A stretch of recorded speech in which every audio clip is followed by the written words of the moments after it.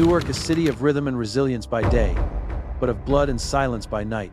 Gunfire echoing outside a corner bodega. A nightclub parking lot turned into an execution ground. A home where rage met torture. 5 boys erased by fire and time.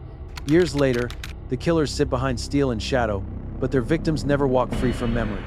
Justice may close the case, yet the echoes of Newark's darkest nights still breathe through its streets.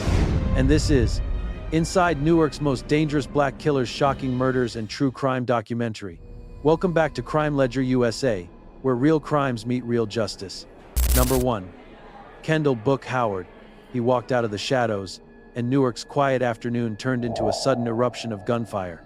On the 1st of November 2022, 30-year-old Kendall Book Howard from East Orange, New Jersey, was accused of shooting and injuring 2 Newark police officers near Van Velser Place and Chancellor Avenue. The confrontation began as a routine inquiry linked to a previous shooting and ended as one of Newark's most chaotic police operations in recent memory.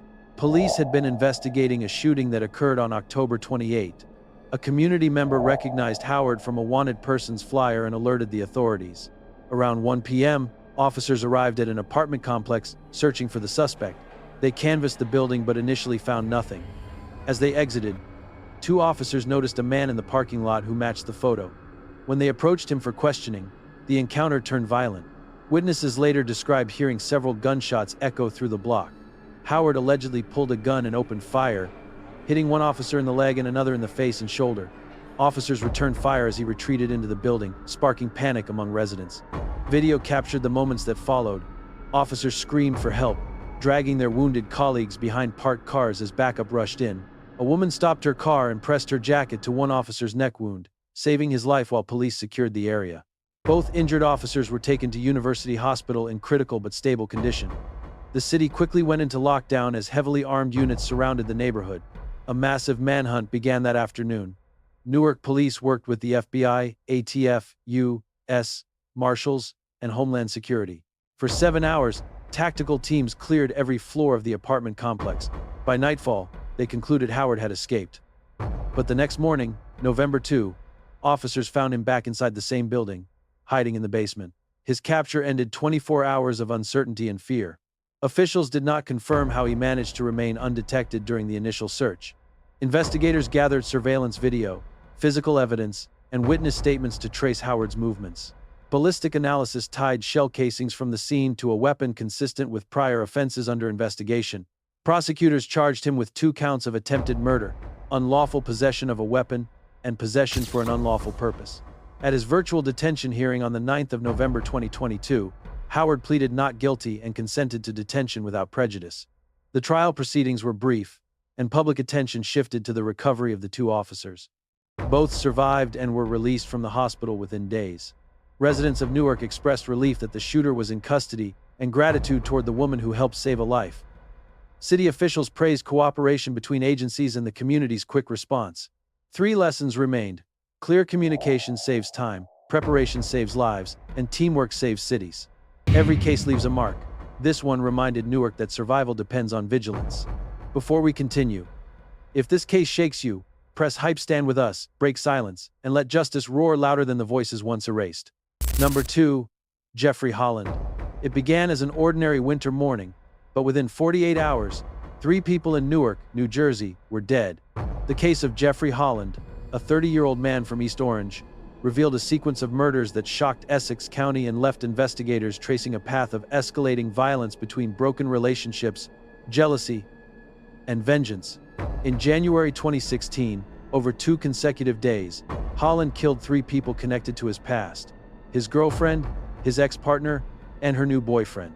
On the 29th of January 2016, police later learned that Holland entered the apartment of his girlfriend, 21-year-old Tiniqua Rouse, in Newark. The 2 had been in a volatile relationship. Inside her home, Holland strangled and drowned Rouse, leaving her body in the bathroom. Before fleeing, he placed her 5-month-old baby in a closet and covered the child with clothing. The infant, unrelated to him, was later found alive. The next morning, as detectives were still processing the first crime scene, Holland moved toward his ex-girlfriend's residence. Ashley Jones, age 23, lived in another Newark apartment with her new boyfriend, 28-year-old Jarrell Marshall. Holland and Jones had 2 children together and restraining orders filed against each other. On January 30, Holland forced open the apartment door and shot both Jones and Marshall multiple times in front of 3 young children, including his own. A neighbor reported hearing 6 to 8 gunshots before silence fell over the hallway. Responding officers found the bodies of Jones and Marshall inside. Within days, Newark detectives, assisted by the Essex County Prosecutor's Office, traced Holland's movements. Surveillance video placed him near both scenes. Internet searches on his phone revealed inquiries about murder penalties in New Jersey. Holland was arrested in East Orange on the 2nd of February 2016, after a brief manhunt.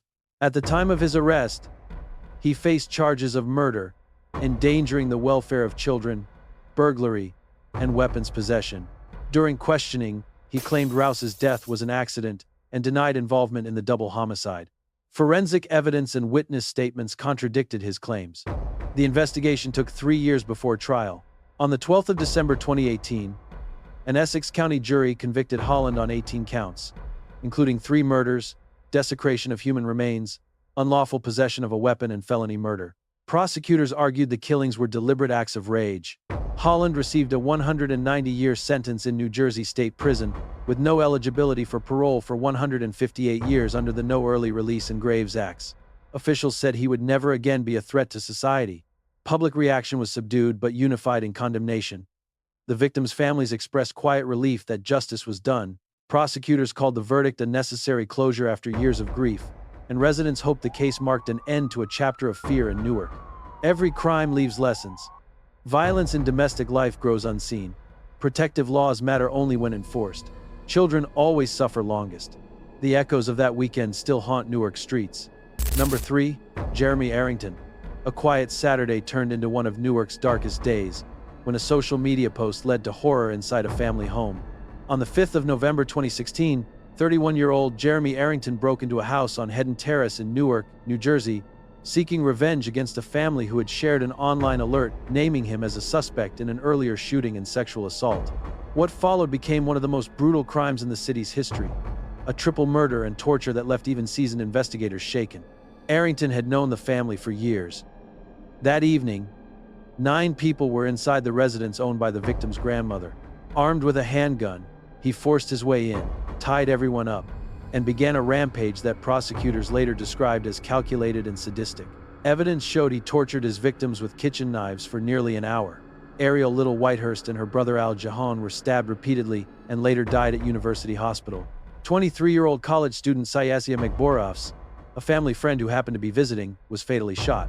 The children's mother and her twin siblings were stabbed but survived, rescued by first responders who arrived minutes after a 911 call placed by a young autistic girl visiting the home. She had hidden in a closet and managed to contact police, a call authorities believe prevented further deaths. When officers arrived, the scene was chaotic.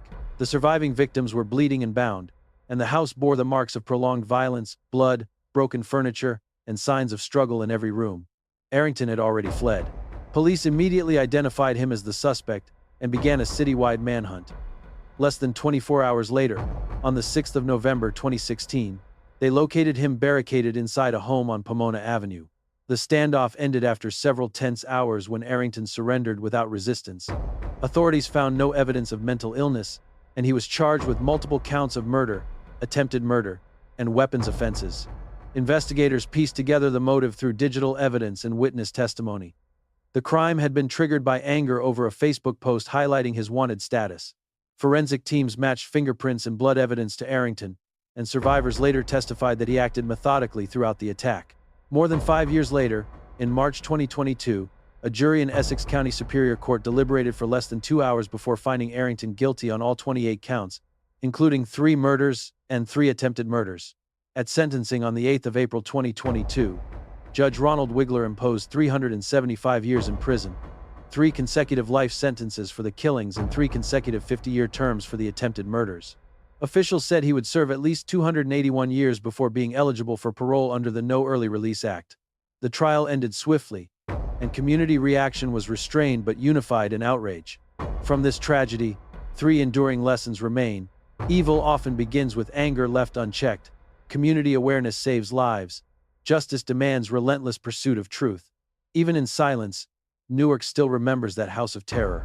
Number 4. Rashan Jackson, Naim Jones, and Hakeem Maloney. He left the nightclub unaware that someone was waiting to kill him. At 2:30 a.m. on the 21st of April 2017, 23-year-old William Porter was ambushed in Newark, New Jersey, and executed in what prosecutors described as a planned gang killing. The investigation later revealed the triggerman was Rashan Jackson, acting alongside fellow Bloods gang members Hakeem Maloney and Naim Jones, who authorities identified as the godfather of the Red Breed guerrilla set. Moments after Porter exited a club on Mulberry Street, he entered a nearby parking lot on Oliver Street. Surveillance footage later reviewed by detectives showed a dark car waiting. Jackson approached Porter and fired 8 rounds, 6 striking the victim's head and neck in rapid succession. Porter collapsed instantly. Police arrived to find him unconscious beside his car. He was rushed to University Hospital and pronounced dead at 5:46 a.m. Witnesses described the scene as quiet except for the echo of gunfire. Investigators from the Essex County Major Crimes Task Force began processing the area for shell casings and collecting surveillance recordings from surrounding businesses. Within hours, the investigation turned toward the Bloods. Detectives uncovered evidence that Porter had ties to a rival hybrid gang. Phone records, surveillance video, and parole tracking data placed Jackson, Maloney, and Jones together before and after the shooting. Authorities determined the killing was an ordered retaliation meant to reassert dominance for the Red Breed guerrillas faction. In July 2017, an Essex County grand jury indicted all 3 men for murder, conspiracy, and weapons possession. Jones and Maloney were also charged with promoting organized street crime, given their gang leadership roles. Each suspect's background revealed a long history of violence. Jones, 42, had previous convictions for aggravated manslaughter in a 2004 double homicide. Maloney, 38, had a 2014 conviction for conspiracy to commit robbery. Jackson, 31, was an admitted soldier who had served 17 years in the Bloods and had 4 prior felony convictions.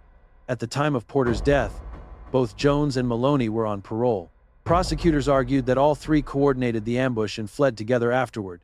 The defense claimed misidentification, but forensic and digital evidence tied them directly to the crime. In November 2018, an Essex County jury found the men guilty.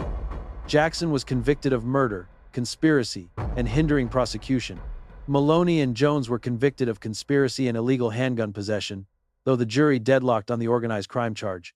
In early 2019, Judge James Donahue sentenced Jackson and Jones to life imprisonment and Maloney to 70 years.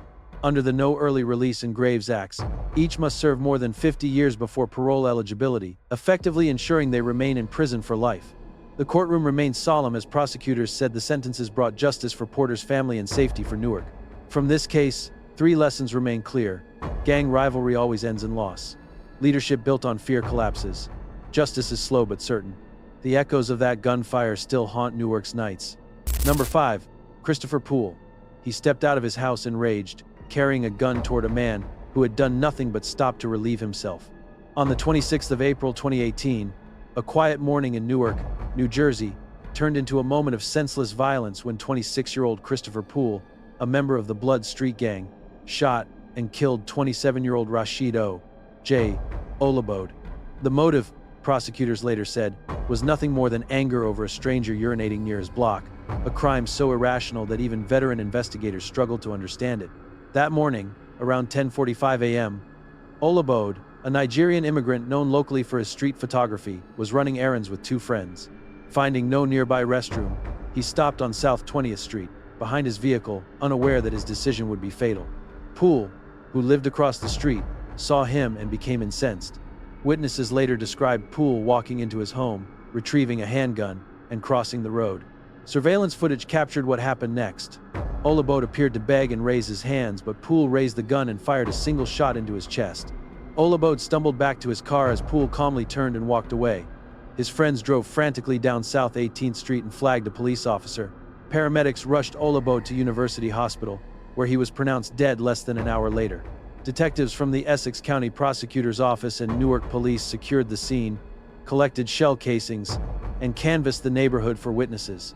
The entire shooting had been captured on surveillance video, which quickly led investigators to Poole's identity. Detectives soon discovered that Poole's criminal history stretched back more than a decade. He had been arrested 15 times and had at least 3 prior felony convictions. At the time of the killing, he was on probation for a theft charge, having served only 1 month behind bars. Investigators obtained a search warrant and recovered the handgun used in the shooting. Prosecutors charged Poole with first-degree murder, unlawful possession of a weapon, and possession of a weapon for an unlawful purpose. The trial took place in December 2019 at the Essex County Superior Court. Prosecutors Michael Burke and Jason Goldberg presented the video evidence and eyewitness testimony. The defense offered no plausible explanation, and Poole declined to testify. The jury deliberated briefly before returning guilty verdicts on all counts. On the 5th of February 2020, Judge Ronald Wigler sentenced Poole to life in prison, plus 10 years for the weapons offense, to run concurrently. Under New Jersey's No Early Release Act, Poole must serve at least 63 years before parole eligibility. In court, prosecutors said the verdict brought closure for Olabode's family in Nigeria, who could not afford to attend. The courtroom remained somber as Poole's relatives wept quietly. From this tragedy, 3 enduring lessons remain. Violence, born of pride, destroys lives without reason. Every act of rage leaves more victims behind.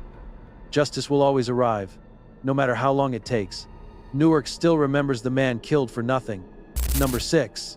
Tyshon Armour, Reynold Henderson, and Issad Jackson. It started with a stolen car and ended with a young man dead on a Newark street.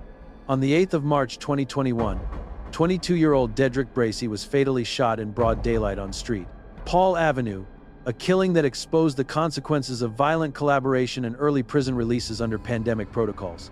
The 3 men responsible, Tyshon Armour of Newark, Reynold Henderson of Irvington, and Issad Jackson of Irvington, were later convicted of first-degree murder, weapons offenses, and receiving stolen property.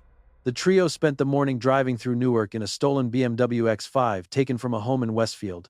Surveillance and testimony later confirmed they were searching for a target when they spotted Bracey walking along Street Paul Avenue. The vehicle slowed, and witnesses heard gunfire erupt moments later. Armour and Jackson fired 13 rounds, striking Bracey multiple times before fleeing toward Irvington. Officers from the Newark Police Department and the Essex County Prosecutor's Office responded quickly, finding Bracey unresponsive beside parked cars. He was pronounced dead shortly after 4 p.m. Investigators immediately focused on the BMW, using witness descriptions and license plate data to trace its route out of Newark. The New Jersey State Police Motor Vehicle Crime North Unit coordinated with the Auto Theft Task Force to locate the SUV later that afternoon. When state troopers approached, the suspects abandoned the car and attempted to run. After a brief foot chase through residential yards, all 3 were captured. Inside the abandoned BMW, detectives recovered shell casings, gloves, and stolen property linked to the earlier Westfield theft. The Essex County Prosecutor's Homicide Task Force led the investigation. Detectives confirmed that 2 of the suspects, Armour and Jackson, had recently been released early from prison under COVID-19 reduction measures. Both had prior violent records, and Jackson had previously been charged in another jail assault. Through ballistic testing and digital forensics, authorities matched the bullets recovered from Bracey's body to weapons tied to the defendants. Witness statements and surveillance video from nearby homes formed the foundation of the case. In July 2025, following a multi-week trial before Judge Ronald Wigler, a jury found Armour, Henderson, and Jackson guilty of first-degree murder, weapons charges, and receiving stolen property. The prosecution, led by Mikkel Miller and Brianne Cunningham, presented the case as an example of coordinated gang-style violence carried out with total disregard for life. On the 12th of September 2025, each defendant received a 60-year sentence in state prison. Under the No Early Release Act, they must serve at least 51 years before parole eligibility. Prosecutors said the punishment sent a message about accountability for those who conspire to kill. The courtroom was quiet as Bracey's relatives listened to the sentence. Officials said the verdict gave his family a small measure of justice after years of waiting. From this tragedy, 3 enduring lessons remain. Violence repeated always finds its way back. Freedom without reform leads to ruin. Justice arrives, even when delayed by circumstance. Newark remembers the sound of 13 gunshots, the silence after, and the cost of justice written in blood. Number 7. Chantal Mitchell. Under the neon lights of Newark's night streets, an argument that should have ended in silence instead turned into deadly gunfire. On the 10th of February 2020, 31-year-old Chantal Mitchell drove through Newark's Clinton Avenue with a handgun at her side and anger burning behind the wheel. Minutes earlier, she had exchanged heated words with several men outside a bodega at 139 Clinton Avenue. What began as a verbal confrontation spiraled into an act of fatal rage that would claim one life and wound another. The victim, 21-year-old Dedrick Mitchell, unrelated to her, stood near the storefront when bullets ripped through the air. One struck him, ending his life instantly. A female bystander nearby was hit but survived with non-life-threatening injuries. Investigators from the Essex County Prosecutor's Office and the Newark Police Department arrived within minutes. Shell casings littered the ground outside the bodega entrance, evidence marking the path of Mitchell's drive-by assault. Witnesses reported seeing a dark vehicle speeding away immediately after the shots. Surveillance footage from nearby businesses captured portions of the car's movement, narrowing the search area. Within hours, detectives traced the vehicle to Mitchell. Ballistics later confirmed her gun matched the spent casings recovered at the scene. Detectives pieced together the timeline. After the argument, Mitchell left the bodega, returned to her car, retrieved a firearm, and circled back. The fatal shots were fired as she passed the storefront, her vehicle rolling slowly through the parking lot before accelerating into the night. No drugs, robbery, or gang motive existed, just temper and access to a gun. Assistant Prosecutor Austin Edwards called it a tragic ending to a verbal argument, a momentary loss of control that changed everything. In the weeks following the shooting, Mitchell was arrested and charged with murder, aggravated assault, and unlawful possession of a weapon. Facing overwhelming evidence, she agreed to a plea deal with prosecutors. On the 20th of December 2022, she pleaded guilty to first-degree aggravated manslaughter, second-degree aggravated assault, and second-degree unlawful possession of a handgun. On the 17th of March 2023, inside Essex County Superior Court, Judge Ronald Wigler sentenced Mitchell to 28 years in state prison.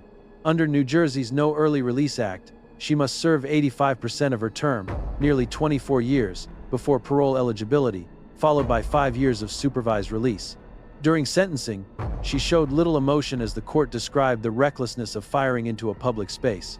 Community reaction was subdued but resolute. Prosecutor Edwards expressed hope that the outcome would bring closure to Dietrich Mitchell's family and reaffirm Newark's stance on gun violence accountability. Officials emphasized that the case illustrated the cost of impulsive violence, particularly among repeat offenders with prior drug convictions like Mitchell. From this tragedy come hard lessons worth remembering. Words can destroy faster than weapons. Returning to confrontation never ends peacefully. And 1 second of rage can erase decades of freedom. In the end, silence replaced screams, truth replaced denial, and the city learned again what justice truly costs. Number 8. Tymeer, Gumbs, and Isaiah Kane. Under the orange haze of Newark streetlights, a burst of gunfire fractured the calm of an early May evening. On the 6th of May 2019, 40-year-old Murad Harris stood near Maple and Chancellor Avenues, a familiar Newark intersection lined with a gas station, a Chinese restaurant, and a barbershop. The moment was ordinary, the location crowded, until a stolen Dodge Durango rolled past and transformed the street into a killing ground.